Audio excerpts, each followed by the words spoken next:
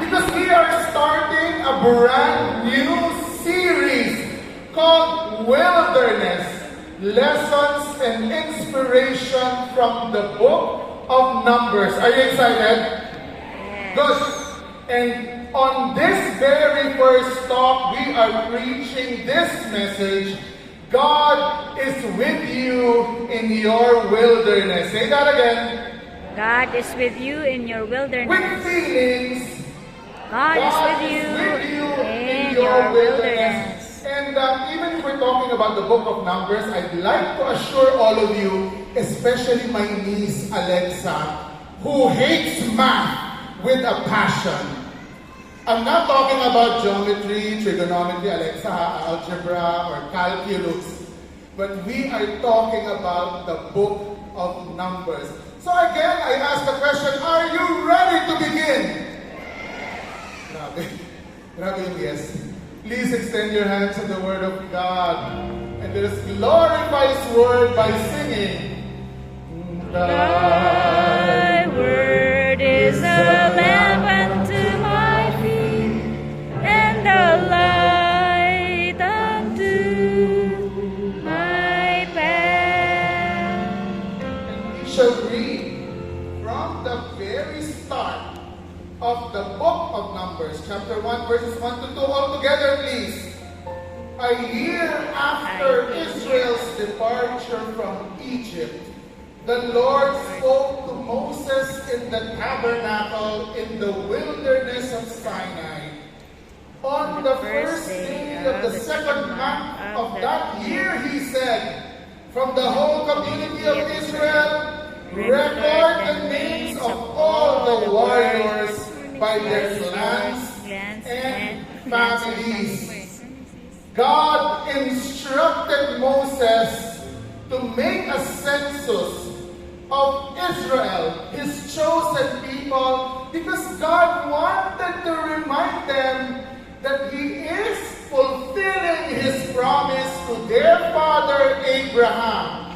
Remember, God told Abraham, you will be the father of many nations, and your descendants will be more numerous than the stars. At that particular time, the Israelites were journeying in the wilderness and they were experiencing so many challenges.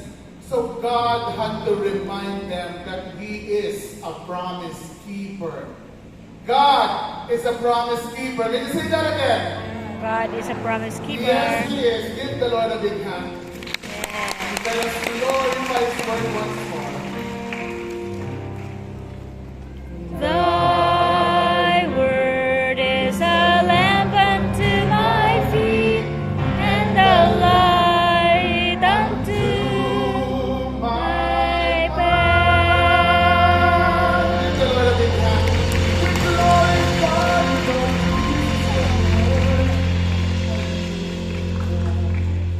As I told you a while ago, we are talking about numbers, but the question is, why is it called numbers anyway? Ask me why. Why?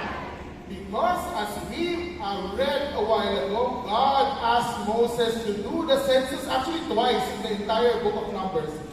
He asked Moses to conduct a census twice, so Moses literally numbered the people. No? He literally numbered the Israelites that he was journeying with.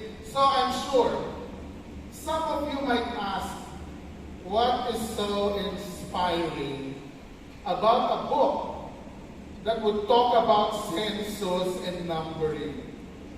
I'm sure some of you will ask, if I know the names and the numbers of the warriors of Israel, how will that strengthen my relationship with God? I'm sure some of you will ask, why do I have to study this? I have so many things on my mind already. Why do I have to study the statistics book of the Bible? But I assure you, promise ko sa inyo, after the end of this series, this wilderness series, you will appreciate the treasures, the learnings, the blessings that can be derived from the book of Numbers. So again, I ask you, are you excited? Yes. Yay!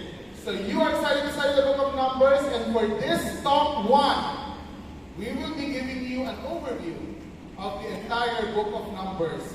For talk 2, which will cover chapters 1 to 10 of the book, we will discuss the preparations of the Israelites as they were about to leave Mount Sinai. And then for talks 3 to 7, we will be talking about chapters 13 to 19 of the book of Numbers, and we will be reflecting on their journey in the wilderness of Paran. And then we will end this beautiful series with talk 8 that will discuss chapters 22 to 36, when the Israelites already reached the promised land and they were preparing to enter it in the plains of Moab. Okay, but I would like to remind all of you that it is important for us to study, to reflect on the book of Numbers in light of the other books, especially of the Pentateuch. The Pentateuch is the first 5 books of the Bible. Do you remember? We discussed it before. It's the first 5 books of the Bible. Genesis, Exodus, Leviticus, Numbers, and Deuteronomy. And in our last series, the Closer Talk series, we all learned, right? That Leviticus is the heart of the Pentateuch. It's the heart of the Torah. But I'd like to teach you something new. You will learn as we walk through the book of Numbers that the events in Numbers, they mirror the events in Exodus. May theology lesson. The events of Numbers mirror the events in the book of Exodus, and we call this a kayasa. Can you say that? Kayasa. Kayasa. See, we learn something new every day, right? So when the events mirror in the Bible, we call it kayasa in biblical study. So in Exodus, we learn that God delivered His people from Egypt, right? Then they left Egypt, they walked through the wilderness, and they reached Mount Sinai. That's the book of Exodus. And then in the book of Leviticus, we discussed how they lived, their experiences in Mount Sinai. So now this is the mirroring part. In Numbers, we will discuss the Israelites leaving Mount Sinai, and then they walk through the wilderness, and then they reach the promised land where God delivered them again from their enemies. That's the kayasa. Can you give the Lord a big hand? We learned the theological concept today. And I'd also like to teach you that the book of Numbers was called by a different name before. It was called Bamidbar before. Can you say that? Bamidbar. Bamidbar. And Bamidbar is a Hebrew word that meant in the wilderness. And that's why the title of our new series is Bamidbar. The wilderness. Wilderness. Correct. Let's go back Bamidbar. to the very first line in the very first verse of the book of Numbers. Let's read together. The Lord spoke to Moses in the tabernacle in the wilderness. First line pa lang, we already encounter something surprising and even scandalous. Did you notice that that first line mentioned 2 very opposite words? Tabernacle and wilderness. We know that the tabernacle is very holy. The tabernacle is very sacred. It is the dwelling place of God. It is where God resides with His people. And then you hear tabernacle being mentioned with the word wilderness. And it's really hard to reconcile, right? How can a very holy thing, the tabernacle, be found in a very dangerous place like the wilderness?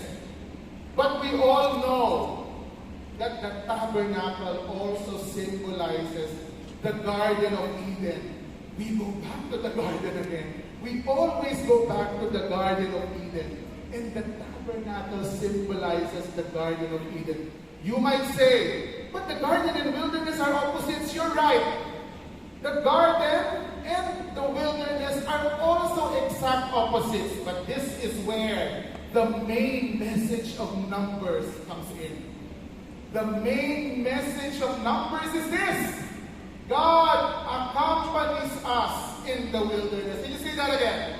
God accompanies us in the wilderness. That's what we want to teach all of you.